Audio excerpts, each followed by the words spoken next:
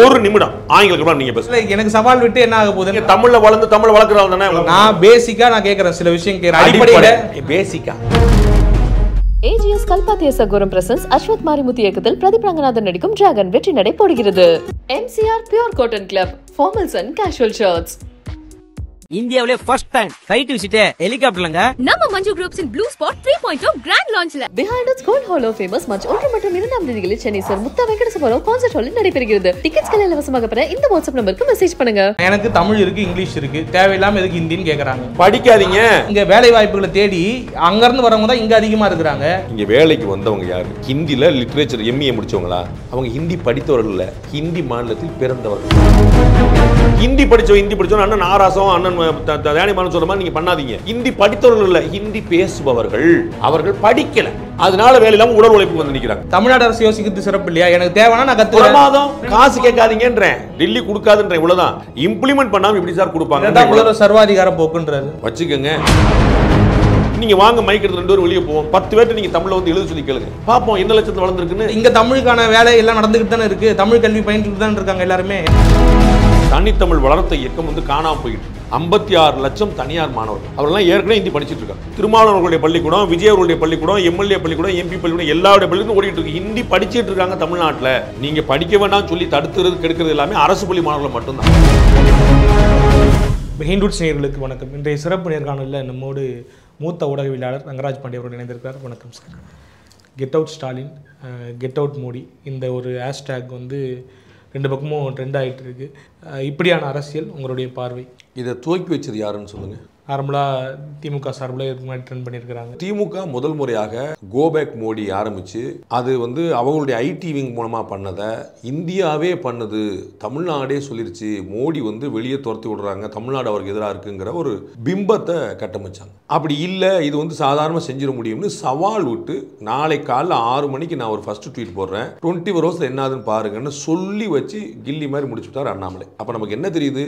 அண்ணாமலை ஜெயிச்சிட்டார் தோத்துட்டாருங்கிறது இல்லை, இது வந்து ஏற்பாடு பண்ண முடியும் தெரியுது, அவ்வளோதான். அப்போ நீங்கள் வந்து சொன்ன கோபேக் மோடியோ கெட் அவுட் மோடியோ உண்மை அல்ல, மக்களுடைய எண்ண ஓட்டத்தின் பிரதிநிதித்துவம் அல்ல, அது வந்து அவர்களாக ரெடி பண்ணது. அதே தான் கெட் அவுட் ஸ்டாலின் அப்படிங்கிறதுக்கும் கோபேக் ஸ்டாலின்ங்கிறது, இவ்வளவுதான். அப்போ இந்த கட்சி சொல்லுது, அந்த கட்சி சொல்லுது, 2 கட்சியுமே மக்களுடைய தமிழருடைய 8 கோடி தமிழருடைய எண்ணத்தை பிரதிபலிக்கலாம் சொல்ல முடியாது. இது வந்து ஒரு IT விங் வேலை, which you were doing previously, now I also can do that, இவ்வளவுதான். அதுக்கு மேலே அங்கே வந்து மக்கள் இப்படி சொல்லிட்டாங்களா வச்சுட்டாங்களா அப்படின்னு சொல்றதுல இதை நீங்கள் அது அசிங்கமா தப்பா இதெல்லாம் நியாயமா தார்மீகமெல்லாம் கேட்டீங்கன்னா ஆரம்பிச்சு வச்சது யாருங்கிறது நீங்கள் தான் பதில் சொன்னீங்க. இந்த மாதிரி ஹேஷ்டேக் போட்டு ட்ரெண்ட் பண்ணுறது இதெல்லாம் வந்து களத்தில் யதார்த்தம் இல்லைங்கிறது நமக்கு தெரியும். ஆனால் வாக்கா பிரதிபலிக்கிறது வந்து அப்படிதானே பிரதிபலிக்குது. எங்கே பிரதிபலிச்சது? நான் பாராளுமன்ற தேர்தலில் வந்து என்ன பிரதிபலிச்சது? திமுக எத்தனை கட்சியோட நின்னுச்சு? இல்லை, பாஜக கட்சியோடு நின்னாலும் அது எப்படிங்க? பாஜகவை புறக்கணிக்கிறாங்களா? அது எப்படிங்க? அது எப்படிங்க? நீங்க 15 பேர் இருப்பீங்க, நான் ஒரு ஆள் இருப்பேன், அதுதானே தேர்தல் வியூகம். அப்படியான ஒரு அரசு நான் நீங்க தோத்தீங்கன்னு சொல்லியே. 2019 ஜெயிச்ச யாருன்னு கேட்டா நான் அதிமுக சொல்ல போறேன், 2021 ஜெயிச்ச யாருன்னா பாஜக சொல்ல போறேன். நான் அதை மாத்தி சொல்றேன், நான் ஃபேக்டை மாத்தி சொல்லி. ஆனால் மக்கள் பாஜகவை புறக்கணித்தார்கள்ங்கிற ஸ்டேட்மெண்ட் தப்புன்றேன். திமுக கட்சியாக வென்றது அது ஓகே, அகைன் அதுவும் மக்களுடைய எண்ண ஓட்டம் அல்ல நான் சொல்ல வரேன். வாங்க 2019, 21, 24 திமுக வாங்கிய வாக்கு சொல்லுங்க. ஒரு முறையாவது 50% தொட்டு தாண்டி இருக்கான்னு சொல்லுங்க. ஒரு முறை 51% போயிருக்கான்னு சொல்லுங்க. அப்ப 51% தொடலன்னு 51% மக்கள் உங்களுக்கு எதிராக இருந்திருக்காங்க, ஆமாவா இல்லையா? திமுக வாக்களிக்கல, அதானே ஜனநாயகம் இல்ல? அதே தானே அகில இந்திய அளவில் பாஜகவுக்கு நடக்குது. ஆமா இல்லன்னு சொல்லி நான் எங்க நீங்க ஏன் பாஜக நான் வந்து பாஜக சரி சொல்லி நினைக்கிறீங்களா? அது உள்ளதுல அதிகமான பாஜக எப்படி இருந்துச்சு, நீங்க எப்படி இருந்துச்சு? 32 கட்சி சேர்ந்து இந்தி கூட்டணி அமைச்சிங்க சொன்னீங்களா இல்லையா? ஒண்டி கட்சியா வந்து இந்தி கூட்டணி காலி பண்ணிட்டு போயிருச்சு. நீங்க பாஜக தனியா வாங்கினத 32 கட்சி சேர்ந்து வாங்க முடியல. யாரை மக்கள் புறக்கணித்திருக்கார்கள் சொல்லுங்க. நீங்க வந்து தமிழ்நாட்டில் பாஜக புறக்கணிக்கப்பட்டிருக்குன்னு சொன்னா பாஜக, திமுக, அதிமுக, நாம் தமிழர், விஜய் கட்சி எல்லா கட்சி தனியா நில்லுங்க, அப்ப யார் கூட ஓட்டுவாங்கன்னு சொல்லிடுங்க. நீங்க 50 பேர் நின்று சொன்னீங்கன்னா அது போங்காட்டம், யார் ஏற்க மாட்டாங்க. அப்படியான தேர்தல் அமைப்புல தான் நம்ம இருக்கிறோம். அதை மாத்த இருக்கிறோம். நீங்க தனியா நிக்க முடியல. நான் என்ன சொல்றேன், 15 பேர் கூட்டணி நின்னாலும் மக்கள் வந்து அந்த கூட்டணி ஏத்துக்கிட்டு தான் வாக்களிக்கிறாங்க. கூட்டணி கூட்டணி ஏத்துக்கிட்டு அந்த ஈக்குவேஷனலா அந்த கெமிஸ்ட்ரி ஒர்க் அவுட் ஆகிறதால தான் ஜெயிக்கிறாங்க. 2 சேர்ந்தா வந்து கூடிடும், 5 சேர்ந்தா 10, அவ்வளவுதான். இந்த எதிர வந்து ஒருத்தர் 4 இருப்பார், ஒருத்தர் தனியா 4 வச்சிருப்பார். சரிங்களா? நீங்க 2 பெருசா 4 பெருசா நான் பாக்குறேன். 5 + 2 வந்து 5 × 2 10 நீங்க பெருசு நினைக்கிறீங்க, வச்சுக்கோங்க, எனக்கு ஒன்றும் பிரச்சனை இல்லை. 2019 அதிமுக கூட்டணி 5 + 2 + 2 தான் அமைஞ்சிருந்துச்சு. ஆனா பெரிய தோல்வி அடைஞ்சிச்சு. அப்ப மக்கள் எந்த கூட்டணி தீர்மானிக்கிறத கூட்டணி பெருசா இருந்துச்சு, எந்த கூட்டணி அந்த கூட்டணியோட இந்த கூட்டணி பெருசா. அன்னைக்கு பாஜக பாமகக்கு வாக்கு வங்கி இருந்தது 5% இருந்தது. அதே போல அதிமுகவுக்கு நல்ல வாக்கு வங்கி இருக்கக்கூடிய கட்சி 25% ஆதாரமா இருந்துச்சு. பாஜக இருந்தது, பாஜக அன்னைக்கு 3-4% இருந்தது. இவங்க எல்லாம் சேர்ந்து 30%. திமுக கூட்டணியில ஈக்குவேஷனலா தான் நீங்க ஏற்கனவே நீங்களே சொல்லிருக்கீங்க, மக்கள் நல கூட்டணியா நிற்கும் போது அவங்களுடைய ஒட்டுமொத்த வாக்கு சதவீதமே 6% தான் வெளிப்பட்டது. அப்ப ஈக்குவேஷனலா கெமிஸ்ட்ரி அந்த பக்கம் நம்ம எதை தேர்ந்தெடுக்கிறோங்கிறதுல மக்கள் தெளிவா இருக்கிறாங்க. நீங்க வச்சுக்கோங்க, ஆனந்தப்பட்டுக்கோங்க. உங்களுக்கு என்ன திமுக கூட்டணி வந்து தோற்கடிக்க முடியாத கூட்டணி, வச்சுக்கோங்க. நான் அப்படி சொல்ல வரல. பாஜக கூட்டணி தமிழ்நாட்டுல வரவே வராது, வச்சுக்கோங்க. இல்ல நான் என்ன கேட்கிறேன், ஆசையை நீங்க வச்சுக்கோங்க சார். இல்ல இப்ப அண்ணாமலையோட இந்த அரசியல் போக்கு வந்து பலத்தை காமிக்கிறதுக்காக இல்ல நாங்களும் பண்ணி காமிக்கிறோம் அப்படின்ற மாதிரி ஒரு டிட் ஃபார் டாட், பழிக்கு பழி, டிட் ஃபார் டாட். தமிழகத்துடைய துணை முதலமைச்சர் என்ன சொன்னாரு? நான் கெட் அவுட் மோடி சொல்லுவேன், நானும் சொல்றேன்னு சொன்னேன், இவ்வளவுதான். கெட் அவுட் மோடி சொல்லுவேன்னு சொன்னாரு, சொல்லி காட்டிட்டாரு, இவ்வளவுதான். அது வந்து அரசியல், பியூர் அரசியல். ஒரு படி மேல போயிட்டு ஒருமையிலையும் பேசுறாரு உதயநிதி ஸ்டாலின். யார் ஒருமையில யார பேசல நீங்க சொல்லணும். ஏமா தொடர்ச்சியா பாத்துக்கிட்டே இருக்கோம். யார பேசுறீங்க? புறம்போக்குன்னு யார சொல்லிருக்கீங்க? களவாணின்னு யார சொல்லிருக்கீங்க? சொல்லிருக்காரு ஸ்டாலின் அவர் சொல்லிட்டு. நான் ஜெயலலிதா என்ன சொல்லிருக்கீங்க? இன்னும் பின்னாடி போங்க. பால்கனி பாவின்னு யார சொல்லிருக்கீங்க? இருங்க, பால்கனி பாவின்னு யார சொல்லிருக்கீங்க? இல்ல நான் என்ன கேக்குறேன்னா, இப்படியான அரசியல் செய்யறதுனால நம்மளுக்கு மைலேஜ் கூடுன்னு அண்ணாமலை நினைக்கிறாரு. அவங்க செய்யறதே மாதிரி நம்மளும் செய்யறோம்ன்றதுக்காக நீங்க அடிப்பீங்க, நீங்க அடி வாங்கிட்டு அவர் அடி வாங்கிட்டு போடுமா? நீங்க என்ன ஆசைப்படுறீங்க? இல்ல நான் ஆசைலாம் படல, கேக்குறேன். அது ஒரு மைலேஜ் கொடுக்குன்னு நினைக்கிறாரான்னு கேக்குறாரு. மைலேஜ் எதுக்கு கொடுக்கணும்? அவர் அடி வாங்கிட்டு இருப்பாரா? அவர் ஏசுனாரா ஒரு கணத்துல இருந்தா மறுகணத்தை காட்டுறதுக்கு? அவர் என்ன தெளிவா சொல்றாரு? நீங்கள் என்ன சொல்லிடுறோ அதான் நான் சொல்றேன். அண்ணன் சீமான சொல்றாரு, நான் என்ன ஆயுதம் எடுப்பேன் எதிர்கள் தீர்மானிக்கிறார். நீங்க அடிக்கிறீங்க பதில். இப்ப நீங்க வந்து திரு உதயநிதி அவர்கள் கெட் அவுட் மோடி சொல்லுவேன்னு சொல்லாட்டா இந்த பிரச்சனையே கிடையாதுல. அவர் சொல்றாரு, ஒரு கட்சியுடைய தலைவர் அந்த நாட்டுடைய பிரதமரை பத்தி சொல்றாங்க, அது அவர கட்சியை சேர்ந்தவர், அவர் எப்படி பேசாம இருப்பாரு? இல்ல அது ஒரு படி மேல போய் அவன் இவன் சொல்லும் போதுதான் வந்து யார் சொல்லலன்னு கேக்குறேன். நான் பாருங்க, நான் அவை வழக்கமான அந்த அரசியல் யுக்திக்குள்ள வராரா அண்ணாமலையும் கேக்குறேன். அவன் நீங்க பண்ண அவர் என்ன செய்யணும் நீங்க சொல்லுங்க. மறுகணத்தை காட்டணுமா? திரு ஜி கே வாசன் மாதிரி அரசியல் பண்ணுமா? ஓட்டு போட்டீங்களா அண்ணன் ஜி கே வாசன்? நீங்க முதலமைச்சர் ஆக்கிட்டீங்களா? அவர் யாரா பழிச்சு பேசியிருக்காரா? யாரா இழிவு பேசியிருக்காரா? எனக்கு அதிர்ந்து பேசியிருக்காரா? ஒரு வாரத்தை தரக்குறை வரசக்குறை பேசியிருக்காரா? அவன் இவன் நீங்க சொல்லியிருக்காரா? நீங்க ஓட்டு போட்டு முதலமைச்சர் ஆக்கினீங்களா? இதுதான் நோக்கமான்னு கேக்குறேன். இதனால வந்து அவருக்குள்ள நீங்க பண்றீங்க, அவர் பதிலுக்கு பண்றாரு. அவர் பண்ணாதீங்கன்னு எப்படி சொல்ல முடியும்? அவர் இப்ப போய் அப்படின்னு மாற்றி சொல்றேன். திரு உதயநிதி ஸ்டாலின் அவர்கள் வாசனை சொன்னார்னு வச்சுக்கோங்க, நீங்க என்னங்க அப்படி சொல்லுவீங்களா மாட்டீங்களா? அவ்வளவுதான். அப்ப சும்மா இருக்கும்போது சொன்னாருன்னா பிரச்சனை, நீ வம்புகள் தீன பதில் சொல்றாரு, அது நம்ம எப்படி தடுக்க முடியும்? நம்ம எப்படி கேள்வி எழுப்ப முடியும்? இந்த பிரச்சனையினுடைய ஆரம்ப புள்ளி எங்க இருந்து வருதுனாக்கா, இந்த குறிப்பிட்ட நிதியை வந்து விடுவிக்காதால, அதாவது கொடுக்கப்படாததால வந்து இந்த பிரச்சனை ஆரம்பிக்குது. யாரோட நிதி யார் விடுவிக்கல? அதாவது வழக்கமா வந்து தமிழ்நாடு கொடுக்கப்படக்கூடிய யார் சொன்னா வழக்கமா கொடுக்குற நிதி யார்? அதுதான் வந்து அதாவது இடைநிற்றல் இருந்துடக்கூடாது, அதாவது கட்டாய கல்விக்காக. தெரிஞ்சா சொல்லுங்க, தெரியலன்னு பேசாம இருக்கு. நான் சொல்லுங்க, பேரிடர் நிவாரண நிதி எனக்கு வர வேண்டிய ஷேர் வரல, ஜிஎஸ்டி எனக்கு வர வேண்டிய ஷேர் வரல, நான் லேண்ட் அக்விசிஷன் பண்ணி கொடுத்தேன் பரந்தூர் விமான நிலையத்துக்கு, அது காம்பன்சேஷன் நான் தான் கொடுத்துருக்கேன், நீங்க எனக்கு வர்ற காசு வரலன்னா இது நம்மளுடைய உரிமை நிதி. புரியுங்களா? அவங்க வந்து சமக்ர சிக்ஷா அபியான் அப்படிங்கிற திட்டத்துக்கான அதுல இருக்கக்கூடிய ஒரு அங்கமா இருக்கக்கூடிய பிஎம் ஸ்ரீ அப்படிங்கிற பள்ளிக்கூடங்கள், தமிழ்நாட்டை பொறுத்தவரை 14,000 பள்ளிக்கூடங்கள் மேம்படுத்துறதுக்கான ஒரு திட்டத்துக்கான நிதி. அந்த திட்டத்தை செயல்படுத்த மாட்டேன், அதற்கான நிதியை கூட எப்படி கேட்பீங்க? இல்ல என்னன்னாக்கா, இது ஏற்கனவே கொடுக்கப்பட்டு வந்த நிதி, சமர சிக்ஷா அபியான்ற பேர்ல சமக்ர சிக்ஷா அபியான் நிதி வந்து நீங்க 2021 வரைக்கும் கொடுக்கப்பட்டிருக்கு. அது அமல்படுத்தப்படுது, ஒவ்வொரு கட்டமா கொடுத்துட்டு வராங்க. இது ஒரு ஸ்கீம் ஃபண்ட். நல்லா ஞாபகம் வச்சுக்கோங்க. நான் திரும்ப சொல்ல உங்களுக்கு உதாரணம் புரியுது. ஜிஎஸ்டி ஃபண்ட் இல்ல, பேரிடர் மேலாண்மை நிதி இல்ல, ஸ்கீம் ஃபண்ட். நான் உங்களுக்கு பல முறை சொல்லிட்டேன், நான் 4வது முறை ஒரே பேட்டி கொடுக்கணும்னு சொல்லிட்டு இருக்கேன்.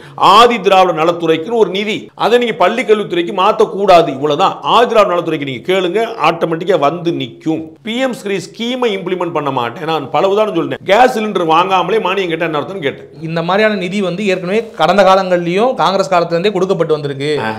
அந்த எஸ்எஸ்ஏ ஸ்கீம் வேற. காங்கிரஸ் காலத்துல சமக்ர சிக்ஷா அபியான் இருந்துச்சான்னு கேளுங்க. சமர சிக்ஷா அபியான் இல்ல இல்ல, அது வேற எஸ்எஸ்ஏ. கன்ஃபியூஸ் பண்ணாங்க. அந்த ஸ்கீம் இல்ல இந்த ஸ்கீம், அந்த எஸ்எஸ்ஏங்கிற காமன் டைம் பார்த்து ஏமாந்துடாதீங்க. அந்த எஸ்எஸ்ஏ வேற, இந்த எஸ்எஸ்ஏ வேற, ரெண்டுக்குமே வந்து சின்ன சேஞ்ச் இருக்கு. அது வந்து அந்த வார்த்தையில பேர். ஆமா, வார்த்தை தானே ஸ்கீமுக்கு பின்னாடி போகுது. சரிங்களா? உங்களுக்கு பிஎம் ஸ்ரீங்கிறது ஒரு வார்த்தை தானே. அந்த திட்டத்தை அப்ப இம்ப்ளிமெண்ட் பண்ணாங்க. அனைவருக்கும் கல்வி திட்டம் உட்பட நம்ம அப்ப பண்ணிருக்கோம். அப்ப காசு கொடுத்தாங்க. இப்ப இந்த பிஎம் ஸ்ரீ திட்டத்தை இம்ப்ளிமெண்ட் பண்ண மாட்டேன்னு சொல்லிட்டீங்க, கொடுக்கல. அதான் இது உள்ள கொண்டு வந்து நிறுத்தி இதை நீங்க பண்ணாதான் நாங்க கொடுப்போம்ன்ற கட்டாயப்படுத்துறது சரியான்னு கேட்கிறேன். ரொம்ப சரி. திட்டத்தை இம்ப்ளிமெண்ட் பண்ணா காசு இல்லை. திட்டத்தை இம்ப்ளிமெண்ட் காசு, திட்டத்துக்கு எப்படி காசு? திட்டத்துக்கான காசுங்க அது. நான் தான் வழக்கமா ஒரு நடந்துகிட்டு இருந்துச்சு இல்லையா, இடைநிற்றல் இருக்க கூடாது. அதையே நீங்க இப்படி எடுத்து இதுல சொருகி, அந்த திட்டம் முடிஞ்சிருச்சு. இதுல சொருகி எதுக்கு அந்த மாதிரி பண்ணணும்? அந்த திட்டம் முடிஞ்சிருச்சு. எதுக்கு வந்து இடைநிற்றலுக்கும் அனைவருக்கும் கல்விக்கும் எழுத்தறிவு இயக்கம், இதெல்லாம் நீங்க அப்பலாம் சின்ன பிள்ளை நீங்க பாத்துட்டு மாட்டீங்க. எழுத்தறிவு இயக்கம்னு ஒன்று ஓடிச்சு. சரிங்களா? அப்புறம் அனைவருக்கும் கல்வின்னு ஓடிச்சு. அப்புறம் இடைநிற்றல் தான் இப்ப நீங்க இதெல்லாம் ஒவ்வொரு ஸ்கீம் 5 வருஷம் 10 வருஷம் 5 வருஷம் டார்கெட் வச்சு போவாங்க. அந்த ஸ்கீம் எல்லாம் முடிஞ்சிருச்சு. இப்ப கல்வி தரத்தையும் பள்ளிக்கூடத்தையும் மேம்படுத்துற திட்டம் இதான் பிஎம் ஸ்ரீ. அவங்க வந்து இப்ப அனைவருக்கும் கல்வி, அந்த விஷயத்தை தண்ணீரை வடைஞ்சிட்டுமா? ஆமா, தண்ணீர் வடைஞ்சதால இப்ப நிறுத்திட்டாங்க. ஆமா ஆமா. எல்லா மாநிலங்கள்லயும் இடைநிற்றல் வந்து குறைஞ்சிருச்சு. தமிழ்நாட்டுல நான் பேசிட்டு இருக்கேன். தமிழ்நாட்டுல ஆனா இது எல்லா இந்திய ஒட்டுமொத்த இந்தியாவுக்கு தானே எல்லாரும் வாங்கிட்டு இருக்காங்க. வெஸ்ட் பெங்கால் வாங்கிட்டு இருக்காங்க, கேரளா வாங்கிட்டு இருக்காங்க, கர்நாடகா வாங்கிட்டு இருக்காங்க. இங்க ஏத்துக்கிட்டு வாங்கிட்டு இருக்காங்க. நான் ஏத்துக்கல, வழக்கமா கொடுக்குற மாதிரி கொடுங்கன்னு கேக்குறாங்க இவங்க. நீங்க வேலை பார்க்க மாட்டீங்க, நான் சம்பளம் தர மாட்டேன். நீங்க என்ன விஷயத்தை கொண்டு வர போறீங்க? என்இபி மூலமா, பிஎம்சி மூலமா என்ன கொண்டு வர போறீங்க? நாங்க என்ன பண்ணல? என்இபிவா பிஎம்சியா ஒண்ணுனா பேசுங்க. அதான் அப்படியே ஓடக்கூடாது என்கிட்ட. நீங்க ஒண்ணுனா இல்ல, நான் அதான் பிஎம்சியை கூட எடுத்துப்போம். இப்போ என்னன்னாக்கா, நாங்க என்ன பண்ணல, நீங்க என்ன பண்ண போறீங்க புதுசா? இங்க கல்வி தரம் எந்த அளவுக்கு? அப்ப எதுக்கு கேக்குறீங்க உங்கள்ட்ட காசு? காசு அது, அதாவது நான் ஒரு காசு வந்து இங்க வந்து கொடுக்குறேன், வரியா கொடுக்குறேன். தகவலுக்காக டெல்லியும் பஞ்சாபும் இந்த பிஎம் ஸ்ரீ ஏற்கல, ஆனா காசு கேட்கல. நாங்க கேட்கிறோம், அதான் தேவைப்படுது. அப்படின்னா அப்ப நீங்க இம்ப்ளிமெண்ட் பண்ணுங்க சார். வேலை பார்த்தா சம்பளம், ரொம்ப எளிமையான தத்துவம். பஞ்சாபும் டெல்லியும் கேட்கல, ஏன்னா பஞ்சாபும் டெல்லி இம்ப்ளிமெண்ட் பண்ணல. அவங்க கேட்கல. வெஸ்ட் பெங்காலும் கேரளாவும் கர்நாடகாவும் பண்ணிட்டாங்க. அங்க மேற்கு வங்கத்துல மம்தா பானர்ஜி, இங்க கம்யூனிஸ்ட் முன்னாடி ஏத்துக்கிட்டாங்க. என்இபில வந்து நேஷனல் எஜுகேஷன் பாலிசில மும்மொழி கொள்கையை கொண்டு வரோம் இல்லையா? எல்லாருக்கும் வந்து விருப்பப்பட்ட பாடத்தை வந்து எடுத்துக்கலாம், மொழி எடுத்துக்கலாம் அப்படின்னு சொல்றோம். எல்லாரும் ஒரு பாடத்தை சூஸ் பண்றாங்கனாக்கா அது எப்படி நம்ம சொல்லி தர முடியும்? 3வது மொழி தானே, முதல் மொழி கிடையாதுல. தாய்மொழி தமிழ் இருக்குல்ல, ஆங்கில மொழி இருக்குல்ல. அதுக்கு எப்படி வந்து பேரண்ட்ஸ் அசோசியேஷன் ஒன்னு இருக்கு சார். அவங்க தான் தீர்மானிக்கிறாங்க. பேரண்ட்ஸ் அசோசியேஷன் முடிவு பண்ணி அந்தந்த பள்ளிக்கூடத்துல அவங்க அடிஷனல் டீச்சர்ஸ் போடுறாங்க. தெரியுமா உங்களுக்கு? அடிஷனல் டீச்சர்ஸ்க்கு சம்பளம் கொடுக்குறாங்க. இன்னைக்கு மேத்ஸ் டீச்சர் இல்ல அப்படின்னா மேத்ஸ் டியூஷன் ரெடி பண்றாங்க. அத மாதிரி அவர்கள் தீர்மானிக்கிறார்கள். பேரண்ட்ஸ் டீச்சர் அசோசியேஷன் இந்த பள்ளிக்கூடத்துல வேணும்னு அதுக்கான ஏற்பாடு நடக்கும் போது அப்புறம் பேரண்ட்ஸ் இப்போ வந்து கடலூர்ல தமிழக முதலமைச்சர் வந்து அப்பான்னு ஒரு ஆப் வந்திருக்காரு. All parents teachers meeting, all parents teacher association. இதான் அப்ப ஏபிபி போட்டு டீ காணோம் அப்பான்னு போட்டு வச்சிருக்காங்க. பேரண்ட் டீச்சர் அசோசியேஷன் தான் முக்கியத்துவமே கொடுத்திருக்கு. கடலூர்ல தமிழக முதலமைச்சர் வந்து அன்பில் பொய்யாமொழி முன்னிலையில துவக்கி வைக்கிறாரு. அப்ப அந்த பேரண்ட் டீச்சர் அசோசியேஷன் தான் முடிவு பண்ணுது. அவங்க எந்தெந்த மாவட்டத்தில் யார் வேணும் முடிவு பண்ணிக்கிறாங்க. நான் ஏற்கனவே சொன்ன மாதிரி திருவள்ளூரா தெலுங்கு வச்சுக்கோங்க, கோயம்புத்தூரா மலையாளம் வச்சுக்கோங்க, தேனியா மலையாளம் வச்சுக்கோங்க, என்ன லாங்குவேஜ் என்ன வச்சுக்கோங்க. அப்ப கன்னடம் அந்த என்இபி சொல்ற விஷயத்துக்கு எதிராக போகுது இல்லையா? ஒரு பையனுக்கு வந்து விருப்பம் வேற மொழியா இருக்கலாம். அப்ப நீங்க ஒரு விஷயம் கூடி மெஜாரிட்டி எடுத்து தேர்ந்தெடுக்கும் பொழுது என்இபி 3 மொழிகள்னு சொல்லுது. சரிங்களா? என்ன சொல்லுதுன்னு தெரிஞ்சுக்கங்க. ஹிந்தின்னு சொல்ல 1, அது ஏதேனும் ஒரு இந்திய மொழின்னு சொல்லுது 2, அது மாவட்டத்துக்கு ஒன்றுன்னு சொல்ல, மாநிலத்துக்கு ஒன்றுன்னு சொல்ல, பள்ளிக்கூடத்துக்கு ஒன்று. அது உங்க வசதி. இம்ப்ளிமெண்டிங் ஆஃபீஸர் நீங்க. அதான் சொல்றேன். கடைசியில எந்த புள்ளியில வந்து நிக்குனாக்கா, இப்ப ஹிந்தி தான் வந்து எல்லாரும் வந்து நீ மெஜாரிட்டியா கத்துக்கிற மாதிரி ஒரு சூழலை ஏற்படுத்தி, மாணவர்களின் எண்ணிக்கை விருப்பம் இந்தியா இருந்தா நீங்க ஏன் தடுக்கிறீங்க? அதுதான், மாணவர்களுக்கு வேறு விருப்பம் இருந்தா அதற்கு ஏற்ற மாதிரி ஆசிரியர்களை அமைக்க முடியுமா நான் கேட்கிறேன். பண்ணி கொடுங்க. அதோட என்ன வேலை உங்களுக்கு? ஆசிரியர்கள் சம்பளம் கொடுக்க முடியலன்னு சொல்றதானா? ஆனா நம்ம வந்து ஓவராலா வந்து எதுக்கு நிதி அதிகமா ஒதுக்குறோம், ஹிந்தி சமஸ்கிருதம் தான் வந்து ஒதுக்குறோம் அப்படிங்கிற மாதிரி திமுக குற்றச்சாட்டு வைக்கிறாங்க. ஆமா, ரைட். எதுக்கு நீங்க வந்து உலேமாக்களுக்கு நீங்க எதுக்கு கொடுக்குறீங்க? உலேமாக்களுக்கு எதுக்கு ஓய்வூதியம் கொடுக்குறீங்க? மைனாரிட்டி தானே சார் அதிகம் கவனிக்கணும். அப்படிதானே சார் செய்யறோம். நம்ம வந்து மைனாரிட்டிக்கு ஏன் இடஒதுக்கீடு கொடுக்குறீங்க? தமிழ்நாட்டில் வந்து எங்க இல்லாத முஸ்லீம்களுக்கு ஏன் இடஒதுக்கீடு கொடுக்குறீங்க? கிறிஸ்தவர்களுக்கு ஏன் இடஒதுக்கீடு கொடுக்குறேன்னு சொன்னீங்க? சிறுபான்மை மக்களை கை தூக்கி விடணும். அப்ப உள்ளேயே ஆக கம்மியா இருக்கக்கூடிய மொழி சிறுபான்மை சான்ஸ்கிருதம் அதிகமாக கொடுக்கணுமா இல்லையா? மும்மொழி கொள்கை எது இம்ப்ளிமெண்ட் பண்ணா? தேசிய கல்விக் கொள்கை இருந்தது. இது வந்து ஏதேனும் மும்மொழி சொல்லுது. அரசமைப்பு கான்ஸ்டிடியூஷன் வேணுமா? எது வேணும்? இருங்க எது பெருசு? என்இபியா கான்ஸ்டிடியூஷன்? கான்ஸ்டிடியூஷன் ஹிந்தி வளர்க்கணும்னு சொல்லுது. அப்ப எது இந்திய திணிக்குது? இந்திய வளர்க்கணும். பதில் சொல்லுங்க. எது இந்திய திணிக்குது?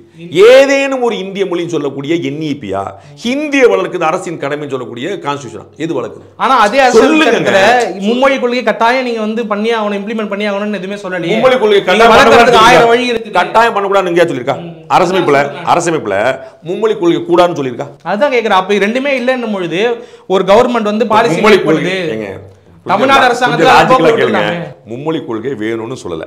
மும்மொழி கொள்கை வேண்டாம்னு சொல்லு, நியூட்ரல் ஆயிடுச்சா, அது கழிச்சிருக்கு, மைனஸ் பிளஸ் கழிச்சு விட்டு ஹிந்தி கத்து தரணும் சொல்லியிருக்கேன். அதுக்கு என்ன செய்ய போறீங்கன்ற அதுதான் சொல்றேன். நான் 76 விலக்கு வாங்கி இருமொழி கொள்கையை தான் நம்ம விலக்கு வாங்கினது வந்து அஃபிஷியல் லாங்குவேஜுங்க. அது வேற இது வேறங்க. 15 வருஷம் கொடுத்தாங்க, அப்புறம் தமிழர்கள் ஏற்க வரைக்கும் சொன்னாங்க, அது எழுதி கொடுத்தாங்க, அது கான்ஸ்டியூஷன் இல்ல, அது தனியா இருக்கட்டுங்க, அது வேற விஷயங்க. அது தற்காலிக ஏற்பாடு. நான் சொல்றது ஆர்டிகல் 351 பத்திங்க, அஃபிஷியல் லாங்குவேஜ் பத்தி இல்லைங்க. ஹிந்தியை வளர்ப்பது அரசின் கடமைன்னு இருக்குங்க. நீங்க வந்து 25-30 வருஷம் தமிழ்நாட்டில் திமுக காரங்க வந்து மத்திய அரசு அங்க வச்சாங்களா இல்லையாங்க? அமெண்ட்மென்ட் பண்ண முடியாது. 105 முறை அமெண்ட்மென்ட் பண்ணிருக்காங்க கான்ஸ்டியூஷன். அது ஒரு தடவை பண்ணிட வேண்டியதானங்க. அதுதான். ஆனா தொடர்ச்சியா வந்து அதற்கான பார்வையை வச்சுக்கிட்டே இருக்குல்ல திமுக. அதாவது ஆட்சியில் இருக்கும்போது வைக்க மாட்டீங்க. சமதூரத்தில் இருக்கக்கூடிய ஆங்கிலத்தை நம்ம ஏத்துக்கிறோம். அதாவது இந்தியை வந்து நம்மளை அடிமைப்படுத்திய ஆங்கிலத்தை ஏத்துக்கிறோம், பக்கத்துல இருக்கக்கூடிய இந்தியா இருக்க அப்படி சொல்லுங்க. இந்தியாவில இருந்து ஒருத்தன் வேலைக்கு போறான் அப்படின்னாக்கா ஆங்கிலத்தை பயன்படுத்தி பல உயரங்களை தொடுறாங்க. சைனாக்கு எந்த, நான் என்ன சொல்றேன்னாக்கா, சைனாக்கு எந்த லாங்குவேஜ் கத்துப்போம், கொரியாக்கு எந்த லாங்குவேஜ் கத்துப்போம், ஜப்பானீஸ். எங்க அக்கா பிரியா வந்து எதுக்கு பிரெஞ்சு சொல்லி தராங்க? 60-70 நாடுகளுக்கு மேல ஆங்கிலம் வந்து பெரும்பாலும் பயன்படுத்துறாங்க அப்படிங்கிற மாதிரி நம்ம தொடர்ச்சியா பாக்குறோம். இங்க இருந்து போறவங்களும் வெளில போயிட்டு ஆங்கிலத்தை பயன்படுத்தி அதாவது ஒரு கனெக்டிங் லாங்குவேஜா இருக்கு. இந்தி பயன்படுத்தி நம்ம என்ன அடைஞ்சிருக்கோம்? இந்தியா முழுக்க கனெக்டிங் லாங்குவேஜ் இந்தி. அதான் என்ன வேலை வாய்ப்பை நம்ம பெற்றிருக்கிறோம். கனெக்டிங் லாங்குவேஜ் சார், வேலை வாய்ப்பு. ஒரு நிமிஷம் ஆங்கிலம். சுந்தர் பிச்சை அமெரிக்கால வேலையில இருக்கிறார், பெரிய இடத்தை தொட்டுட்டார். அவர் இங்கிலீஷ் தெரியுங்கனால சேர்ந்திருக்காரா, கம்ப்யூட்டர் தெரியுங்கனால சேர்ந்திருக்காரா? ஆமா. அப்ப நான் வந்து அறிவை சேகரிச்சுக்கிறது எதுக்கு எனக்கு இந்த மொழி தேவை? அதான் சொல்ல வர்றேன். கனெக்டிங்க்கு பொழப்புக்கு இல்ல. நான் தான் கனெக்டிங். நீங்க வேலை வாய்ப்பு கிடைக்குமான்னு கேட்டீங்களா? இல்லன்னு நான் சொல்ல வர்றேன். கனெக்டிங்க்கு ஆந்திரால இருந்து நீங்க ஜம்மு காஷ்மீர் வரைக்கும் எங்க போனாலும் நீங்க சொல்றீங்களே, திரு நரேந்திர மோடிக்கு ஹிந்தி தாய்மொழி இல்ல, அவரே ஹிந்தியை ப்ரொஜெக்ட் பண்ணணும். அவர் ஓப்பனா ஒரு ஸ்டேட்மெண்ட் சொல்றாரு, எனக்கு மட்டும் ஹிந்தி தெரியாம இருந்தா நான் என்ன ஆயிருப்பேனே தெரியலன்றார். அவர் தாய்மொழி ஹிந்தியா? ஏன் அவர் சொல்லணும்?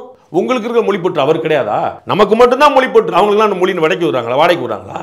இல்ல, தமிழ்நாட்டில் ஹிந்தி கற்காதனால என்ன ஆயிடுச்சு, அங்க ஹிந்தி கற்றவங்களால என்ன மாறி இருக்காங்கன்னா, ஹிந்தி கற்றா, தெலுங்கு கற்றா, எந்த மொழி கற்றாலும் லாபம். அறிவை வளர்த்தா என்ன லாபம் கேட்டா நான் சொல்றேன், எல்லாம் செஞ்சாலும் லாபம் தான். செய்யாம இருந்தா தான் நட்டம். அறிவியல் படிக்கல, கணிதம் படிக்கல, என்ன கெட்டு போச்சு? நான் இலக்கியம் படிச்சேன், என்ன நாசமா போச்சு? நீங்க சயின்ஸ் படிச்சீங்க, என்ன வீணா போச்சு? நீங்க சயின்ஸ் படிச்சீங்க, நான் இலக்கியம் படிச்சேன், அவர் கணிதம் படிச்சேன். படிச்சா சந்தோஷம். எனக்கு தமிழ் இருக்கு, இங்கிலீஷ் இருக்கு, தேவையில்லாம எதுக்கு ஹிந்தின்னு கேக்குறாங்க. படிக்காதீங்க. நீங்க இங்கிலீஷும் போலாம், தமிழ் போலாம், கூட கத்துக்க. எதுக்கு இங்கிலீஷ்? இப்போ நான் அதுக்கு எடுத்து நான் தமிழ் மட்டும் கத்துட்டு போறேன், ஏன் மாநிலத்தில் இருக்கேன், எதுக்கு இங்கிலீஷ் பதில் சொல்லுங்க. இங்கிலீஷ் படிக்காம என்ன கெட்டு போய் சொல்லுங்க. தமிழ்நாட்டில் இன்னைக்கு இருக்கக்கூடிய அமைச்சர் பெருமக்கள் எவ்வளவு இங்கிலீஷ் பேசுவாங்கன்னு சொல்லுங்க. அப்ப இங்கிலீஷ் பேசுறதுனால அமைச்சர் பெருமக்களுடைய குறை என்ன குறைஞ்சி சொல்லுங்க. இங்கிலீஷ் எதுக்கு? இங்க வேலை வாய்ப்புகளை தேடி அங்க இருந்து வரவங்க தான் இங்க அதிகமா இருக்கிறாங்க. நிறைய பேட்ல சொல்லிட்டேன். இங்க வேலைக்கு வந்தவங்க யாரு? ஹிந்தில லிட்ரேச்சர் எம்ஏ முடிச்சவங்களா? அவங்க ஹிந்தி படித்தவர்கள் இல்ல, ஹிந்தி மாநிலத்தில் பிறந்தவர்கள். கொஞ்சம் வித்தியாசம். அமெரிக்காவில் போனால் எல்லாம் இங்கிலீஷில் பேசுவான். அவன் ஏன் அப்பா எம்ஏ இங்கிலீஷ் கிடையாது. பிரிட்டனில் பிச்சைக்காரன் கூட இங்கிலீஷ் பேசுவான். அவன் மாஸ்டர் கிடையாது. இவன் ஹிந்தி பேசுகிறான்னு ஹிந்தி படிச்சுட்டு வந்தவன்ல, ஹிந்தி தாய்மொழியாக கொண்டவன். அவன் வேலைக்கு வந்தவன். அங்கே ஊரில் அவன் படிக்காதவன். ஹிந்தி படித்தவன் அண்ணன் ஆராசம், அண்ணன் தானியமானு சொல்கிற மாதிரி நீங்கள் பண்ணாதீங்க. ஹிந்தி படித்தவர்கள் இல்லை, ஹிந்தி பேசுபவர்கள். அவர்கள் படிக்கல, அதனால வேலை இல்லாம உடல் உழைப்புக்கு வந்து நிக்கிறாங்க. அப்ப நீங்க சொன்ன மாதிரி கடைசியில ஹிந்தி தான் கத்துக்கணுங்கிற புள்ளிக்கு வந்துட்டீங்க பாருங்க. அதாவது எனி லாங்குவேஜ்னு சொன்னீங்க, இப்போ பாருங்க ஹிந்தி கத்துக்கினா ஹிந்தி கனெக்டிங் லாங்குவேஜ்னு சொல்லிட்டீங்க கடைசியில. நீங்க இங்கிலீஷ் கனெக்டிங் லாங்குவேஜ் வேர்ல்டுக்கு சொன்னீங்க, நான் ஹிந்தி கனெக்டிங் லாங்குவேஜ். மும்பையோட கொள்கை என்னன்னு தெரிஞ்சு போச்சு இல்ல? மும்பை தானே இம்ப்ளிமெண்டிங் ஆஃபீஸர், நீங்க தானே இம்ப்ளிமெண்ட் ஆகுது. ரொம்ப காமெடியா இருக்குங்க. நான் வந்து உங்க விருப்பம் இம்ப்ளிமெண்ட் ஆகுது, நீங்க ஏன் புரிஞ்சுக்க மாட்டேன்றீங்க? விமான நிலையம் பரந்தூர்ல வேணுமா பரனூர்ல வேணுமா நீங்க தான் முடிவு பண்ணீங்க. அதை தெரிஞ்சுக்கங்க. இம்ப்ளிமெண்டே பண்ண விரும்பலன்னு சொல்ற விட்டுலாம் இல்லையா? அந்த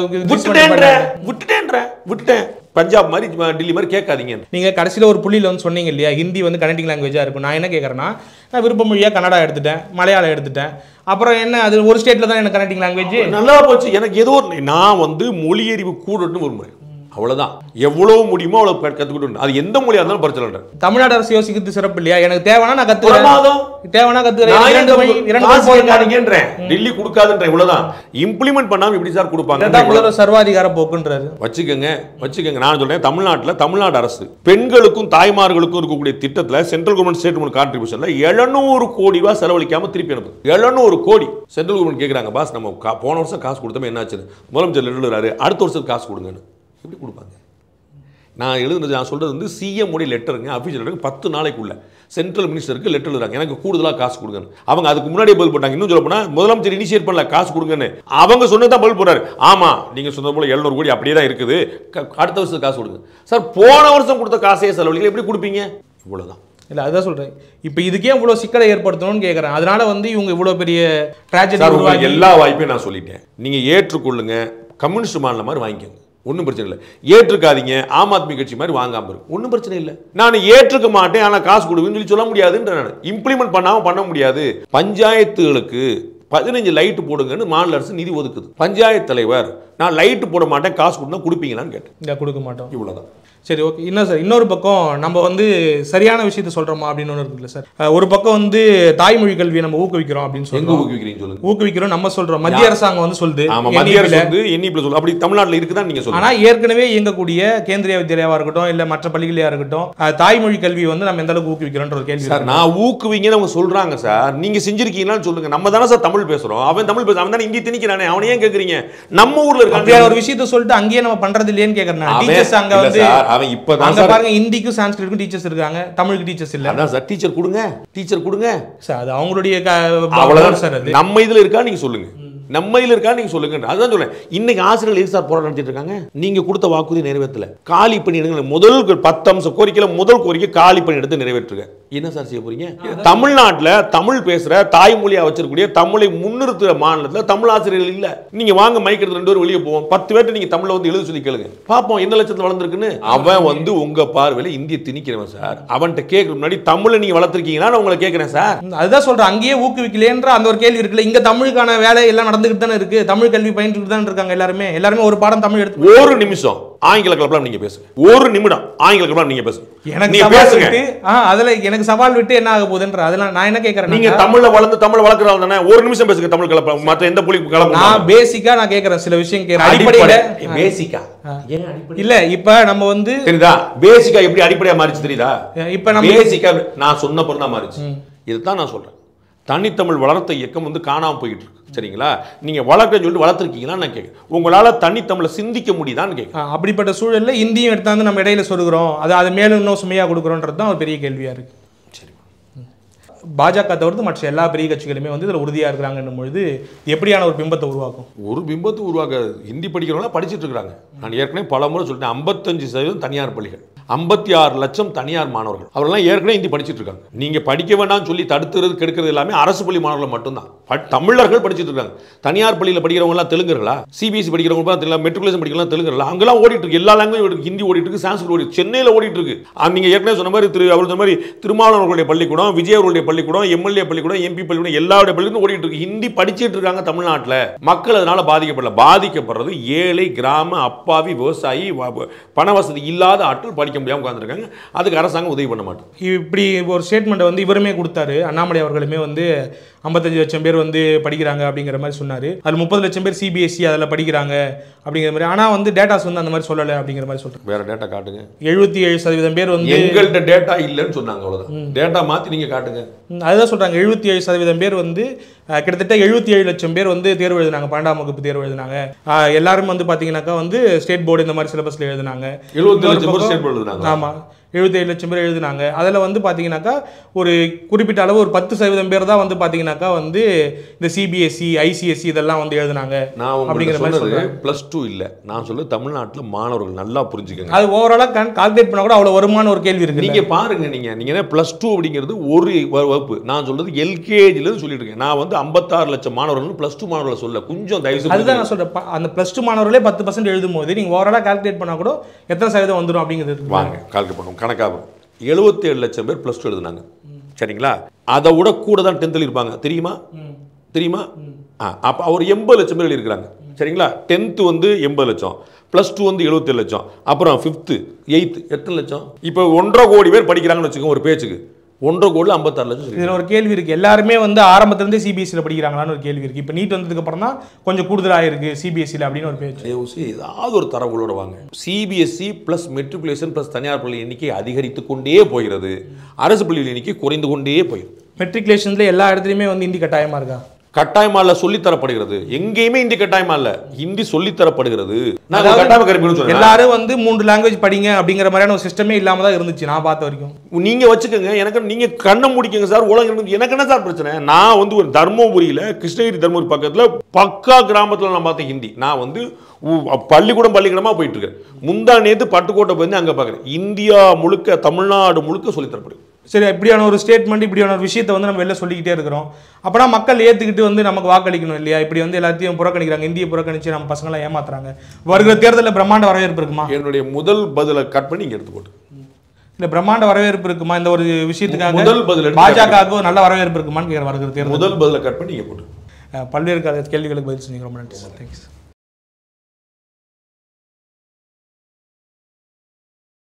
AGS கல்பாத்தியசகுரம் பிரசன்ஸ் அஸ்வத் மாரிமுத்து இயக்கத்தில் பிரதீப் ரங்கநாதன் நடிக்கும் டிராகன் வெற்றி நடை போடுகிறது. MCR pure cotton club formals and casual shirts. இந்தியாவிலே ஃபர்ஸ்ட் டைம் ஃபிளைட் விசிட் ஹெலிகாப்டர்லங்க. நம்ம Manju groups in blue spot 3.0 grand லான்ச்ல Behind its Gold Hall of Famous March 1 மற்றும் 2 தேதிகளில் சென்னை சார் முத்தா வெங்கடசுப்பராவ் கான்சர்ட் ஹாலில் நடைபெறுகிறது. டிக்கெட்ஸ்களை இலவசமாக பெற இந்த வாட்ஸ்அப் நம்பருக்கு மெசேஜ் பண்ணுங்க.